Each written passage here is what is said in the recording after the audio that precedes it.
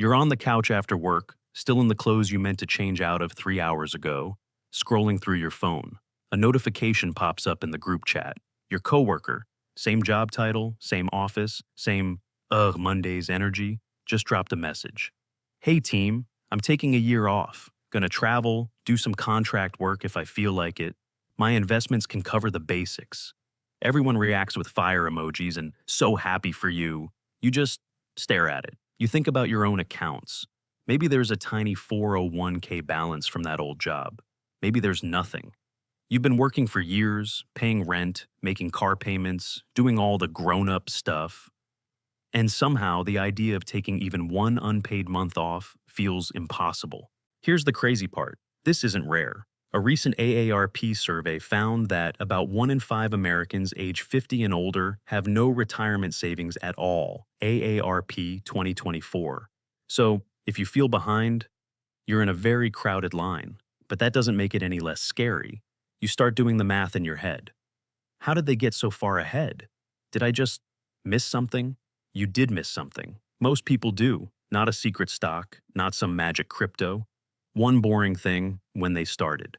Because every month you delay getting your money working, you're basically sending your future self a bill in the thousands, that you won't see until it's way too late to negotiate.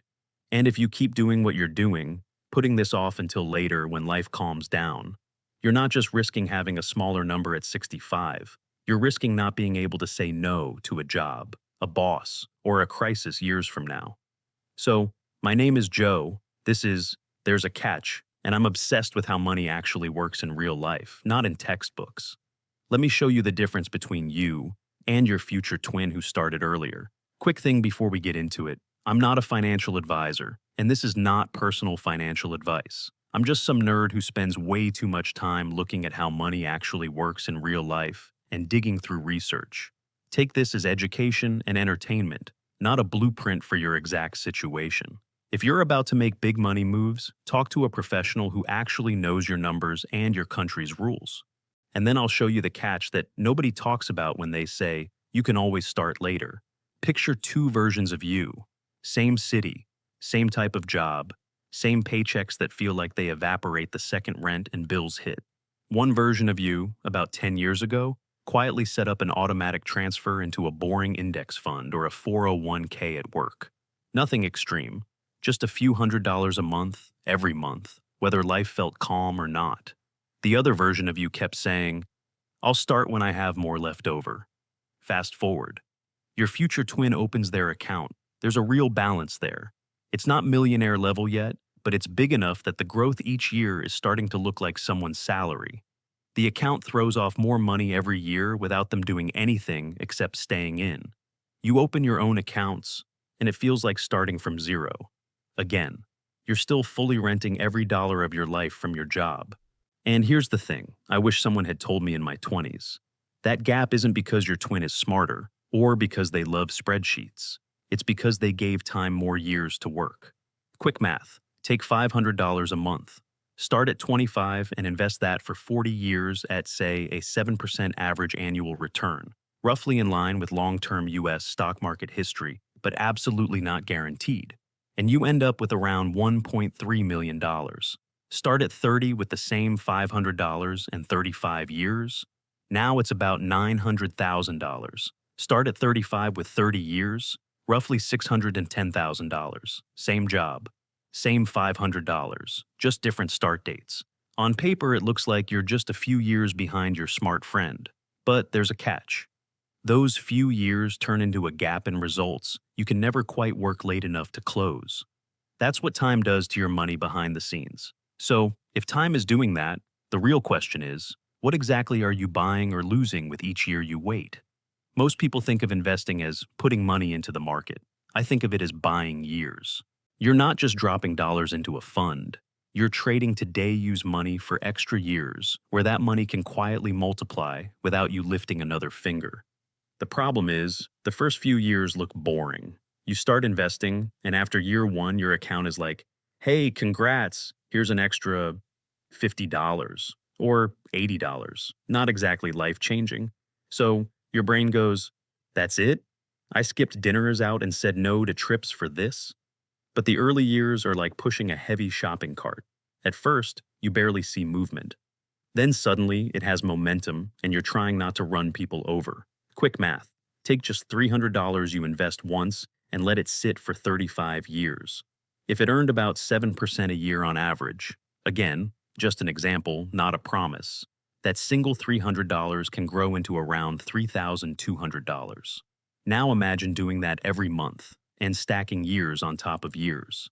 The later years of your investing life do most of the work. A huge chunk of your final balance doesn't come from what you put in, but from what time did to what you put in, which sounds kind of nice, right? It's easy to think, okay, I'm a few years behind, but I'll just save harder later. That's the trap. On paper, it looks like you're just trading more money later for less money now. In reality, you're trading away the years where compounding is strongest, and those years never come back. So if time is this powerful, why do so many smart, responsible people wait until it's almost gone before they start? Let's talk about the story your brain keeps telling you. I'll start when I pay off this credit card. I'll start when my loans are smaller.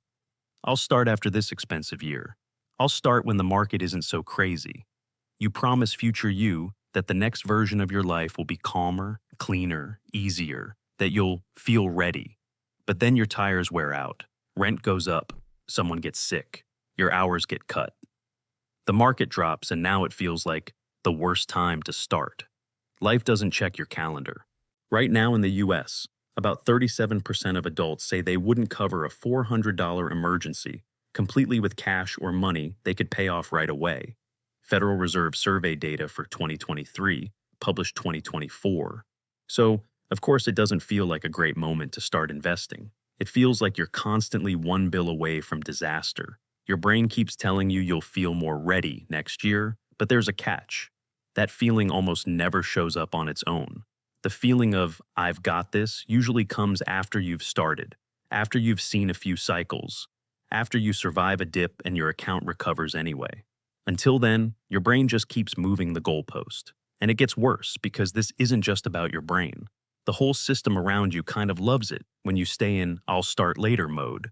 Think about what's easy. Your bank app makes it ridiculously simple to tap your card, buy now, pay later, bump up your credit limit, open another line of credit. The stuff that grows your future, retirement enrollment pages, long PDFs, confusing forms, passwords you lost in 2019. Average credit card interest rates are now over 21%, and Americans are carrying more than $1.3 trillion in revolving credit, most of it credit card debt. Federal Reserve data, 2024 to 2025. That's a lot of money flowing out of future paychecks to pay for past decisions. On top of that, the retirement system is built so that massive chunks of workers never get started at all. Recent data shows around 44% of full-time workers aren't participating in a retirement plan at work, and about 42% don't even have access to one through their employer. Economic Innovation Group, 2025. When employers do turn on automatic enrollment, participation jumps. In one analysis of smaller 401k plans, just 52% of workers joined when it was opt-in. Turn on auto-enrollment and 82% participated. For bigger plans, it was 65% versus 94%. Vanguard data, 2025. Same people, same pay, different design. One design gently nudges you into investing. The other quietly lets you drift. All the apps and cards are designed to make spending feel fun and instant. But there's a catch. Everything in that system runs better when your money keeps leaving, not when it starts growing for you. So, yeah, it's not just a willpower problem. You're swimming against a current that's pushing you to spend now and worry later. Which brings us to the painful question. Okay, but how expensive is this later exactly? Here's where I want you to think about every month you delay as an invisible bill. It doesn't show up in your inbox, no late fee, no angry phone call, but the interest rate on that bill, it's brutal. Quick math. Say you could invest $300 a month, but you decide to wait until next year to feel more stable. That first year, those 12 little $300 contributions add up to $3,600. If that money had gone into a basic stock market index fund and sat there for 35 years and earned about 7% a year on average, it could grow to around $38,000 by the time you're ready to retire. That's 1 year of delay. 1. Now, imagine you delay 5 years. That's 5 years of $3,600 that never get those extra decades to grow. You didn't just skip $18,000 of contributions. You skipped something like a down payment, or a car, or the option to work fewer years. Waiting until you can invest a serious amount sounds responsible, but there's a catch. Every month you wait still gets charged full price by compound interest. Every month you're not invested is a month your future account balance could have been growing, but isn't. You don't see that loss. You'll just wake up one day, look at your balance, and feel like the math doesn't work for you, without realizing you've been paying this delay tax quietly for years. So, why am I about to tell you that even tiny amounts matter? Because in the beginning, the most important thing isn't your money, it's your habit. Some of you are probably thinking, Joe, I don't have $300 or $500 a month. I'm lucky if I have 50. That's real. I'm not going to pretend everyone can just crank out big contributions. But here's where the story flips. You might think starting with tiny amounts is pointless, but there's a catch. Your habit compounds even faster than your dollars at the beginning. When you automatically send $25 or $50 into an index fund or a Roth IRA, the dollar amount is small. The identity shift is huge. You've gone from someone who will invest one day to someone who already does, even if it's small. Quick math. Let's say you start with $50 a month. That's $12.50 a week. One cheaper takeout, one less random Amazon order. You do that for a year, then you get a raise. You bump it to $75. Next raise, $100. If you keep nudging that number up every time your income moves, you might be at $300 or $400 a month in a few years without feeling like you flipped your life upside down. The person who never started, their raises all get eaten by lifestyle inflation. Nicer apartment, nicer car, nicer everything, but their savings rate stays flat. I can hear someone saying, okay, but my income is all over the place. Some months are good, some months are trash. How am I supposed to be consistent? Set your automatic amount to what you can handle in a bad month, even if that's $20. And then when you have a good month, you add extra manually. Your baseline is small, but it keeps the pipe open. Another objection I hear all the time is, shouldn't I pay off my debt first?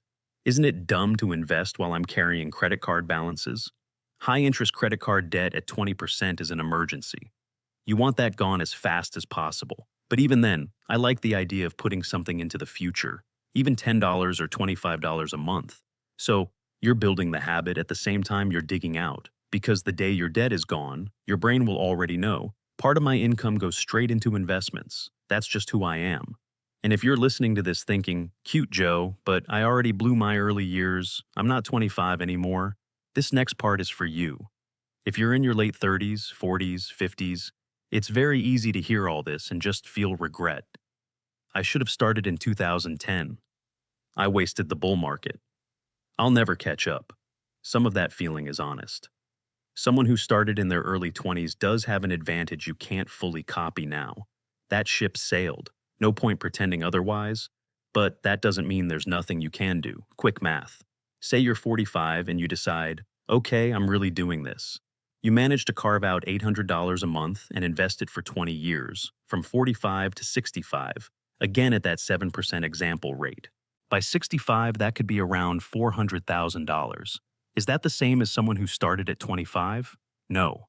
Is it miles better than zero? Absolutely. The danger for late starters is different. If you're starting late, it's tempting to swing for the fences, but there's a catch. Those desperate big bets can blow up the very comeback you're trying to build. This is where people start chasing the next big thing, trying to 10 times their money in a couple of years. They load up on single stocks, options, whatever's hot on social media, because they feel like they have to catch up fast. And if those bets go wrong, which they often do, they don't have time to recover. Instead, the play for late starters is usually higher contribution rate, tighter lifestyle for a while, maybe working a bit longer than you had hoped. Very boring, very diversified investments, not as exciting, way more reliable. And if you're thinking, I'm too old, what's even the point now? I get that.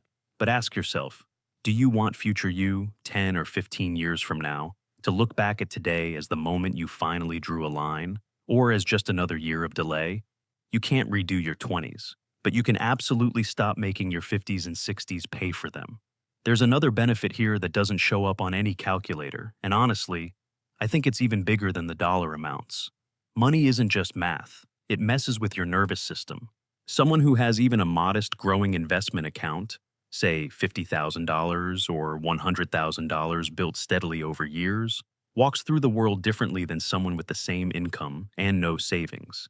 They have proof that their effort turns into something that sticks. Their past paychecks didn't all evaporate. When the market drops, they're not happy, but they're not shocked either. They've seen it before. They know bear markets happen, and they know the market has a history of recovering. Historically, bear markets, where the stock market drops 20% or more, have tended to last around a year on average, with recoveries to previous highs taking about 2 to 3 years in many cases, based on long-term S&P 500 data, various analyses of S&P 500 bear markets. If you started investing early, you've probably lived through a few of those cycles already.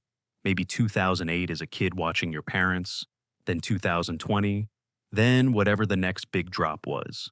You've seen the pattern: drop, panic, slow recovery, new highs. On top of that, research from Schwab shows that missing just the 10 best days in the stock market over a 20-year period can cut your annualized return by almost 40%. Those best days often appear very close to the worst days. Translation: the people who keep jumping out and trying to jump back in often hurt themselves more than the people who just keep buying their boring fund every month and go live their life. Some of you are hearing this and thinking, okay, but my family lost money in the market. This feels like gambling with a nicer app. Two differences. First, gambling is all or nothing and very short term. Broad stock index investing is about owning tiny slices of thousands of companies over decades. Second, a lot of the horror stories come from concentrated bets, not from someone dollar cost averaging into a low cost index fund for 20 or 30 years. And yeah, there will be crashes after you start. That's not a bug. That's just how markets move. Starting early means you get to practice staying calm while your paycheck does most of the work. Starting late, dumping a big lump sum in right before a crash, and then panicking. That's the nightmare scenario. The earlier you start, even with tiny amounts, the more market scars you collect while the stakes are still low. That experience might be one of the most valuable assets you ever build, because all of this, the math, the habits, the psychology, adds up to something bigger than a retirement number. We treat retirement like some giant scoreboard. How many dollars do you have at 65? Did you hit the magic million? That's fine, but honestly, that's not what this is really about. This is about options. It's about whether 45-year-old you can walk away from a toxic boss because you've built a financial cushion. It's about whether your back gives out at 60 and you have to keep working full-time anyway, or whether you can scale down without your whole life collapsing. Here's a stat that keeps me up at night. Almost 6 in 10 retirees say they left work earlier than they planned, and nearly half of them blame health problems or employer issues like layoffs and reorgs. Transamerica and related surveys, 2024 to 2025. So, this idea of "I'll just work longer to make up for it" is risky. Everyone keeps chasing some magic retirement number, but there's a catch. The real prize isn't just a big balance. It's the freedom to walk away from things that drain you long before that. That coworker from the start of this video, the one taking a year off because their investments can carry some weight, they didn't just buy flights and Airbnbs. Years ago, they bought themselves options, one boring automatic contribution at a time. So let's zoom all the way out. What does this actually look like in your life? Starting now, not in some fantasy perfect future. Here's the simple playbook. Step 1. Start. Even if it's embarrassingly small, even if it's $10, you're proving something to yourself. Step 2. Automate it. Set it to leave your checking account on the same day every month. Make it as invisible as a subscription. Step 3. When your income goes up, increase your contribution before your lifestyle expands to eat it.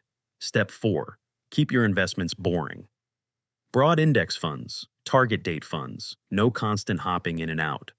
Step 5. If you're starting late, accept that you may need a higher savings rate and maybe a slightly longer working life, but refuse to make up for it by gambling. The villain in this story isn't you. It's that quiet voice saying, later, when you're ready, when things calm down. The big catch is this: time is charging you full price for every year you wait, whether you notice or not. You don't get a discount because life was stressful or rent was high or the market looked scary. You can't go back to 2015 and invest differently. That chapter is printed. But you can stop paying the delay tax from today forward. So, if you're watching this and thinking, I wish I'd started earlier, good. That means you see the pattern now. The question is what you do with the next paycheck. Because when it comes to your future, the real catch isn't compound interest or market crashes or confusing retirement rules. The real catch is simple. Either you let time work for you, or you let it keep quietly working against you.